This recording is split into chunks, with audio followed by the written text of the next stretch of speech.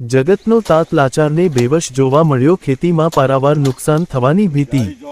ડભોઈ પંથકમાં અત્ર તત્ર સર્વત્ર વરસાદ અને ઉપરવાસમાં થયેલ મુશળધાર વરસાદને લઈ જગતનો તાત લાચારને બેવશ બિચારો જોવા મળ્યો, ખેતીમાં પારાવાર નુકસાન થવાની ભીતિ। ઉપરવાસમાં વરસેલા મુશળધાર વરસાદને ડભોઈ પંથકમાં અત્ર તત્ર સર્વત્ર વરસાદને લીધે ઓરસંગંદી, ઢાઢર નદી વગેરે નદીઓ ગાંડીતુર બની છે। પૂર જેવી પરિસ્થિતિ ઊભી થઈ છે। કિનારાના ગામોમાં, ખેતરોમાં નદીના પાણી ઘૂસ્યા છે।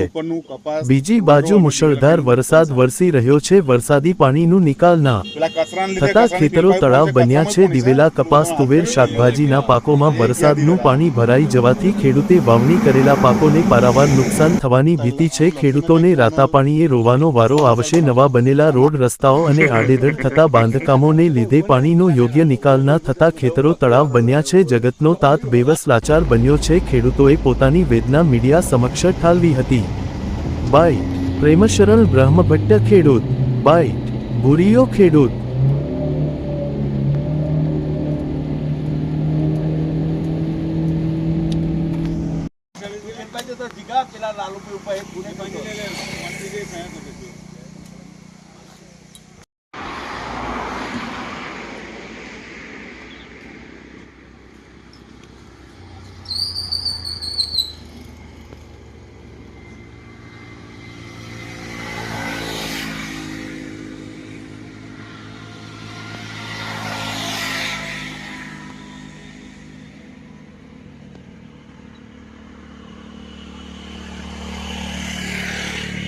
दोनों 500 लीटर हमारे पास ना महीने दिवाळी मैंने 10,000 की मांगनी करी। 10,000 रुपया आलवा पड़े चैनल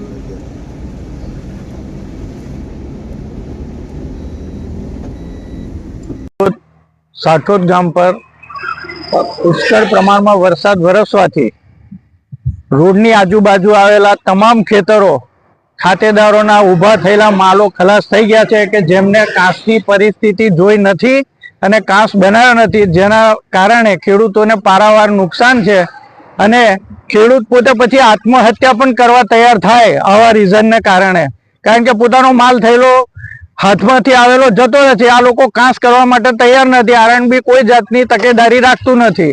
તો હવે ખેડૂતોએ શું કરવું? તો સરકારશ્રી આનો ઝડપથી નિકાલ લાવીને કાંસની વ્યવસ્થા કરી કાંસ બનાવી આપે તો ખેડૂતોના માલ ઉભા રહે। કુદરતના કહેર અને ભ્રષ્ટ તંત્રના પાપે અત્યારે તમે જોઈ રહ્યા છો પાછળ મહામૂલો પાક જે ખેડૂતનો છે એ કમસે કમ 200 વીઘાની આસપાસનો પાક જે નષ્ટ થઈ રહ્યો છે।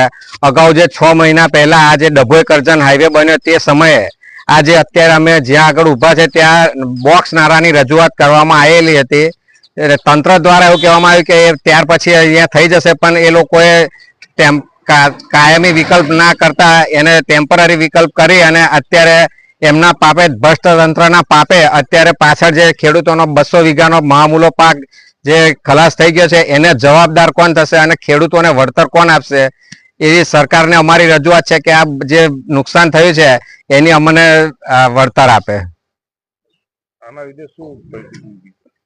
આના લીધે એવું થયું છે કે અત્યારે જો આ બોક્સ નાડું અહીંયા તૈયાર રહ્યો તો આ ખેડૂતોનો પાક બચી જાત અને પાણી નીકળી જાત, પણ જે વારંવાર રજૂઆત કરવા છતાં બી પીડબ્લ્યુડી અને આરએનડી દ્વારા કોઈ તંત્ર દ્વારા કોઈ કાર્યવાહી કરવામાં આવેલ નથી।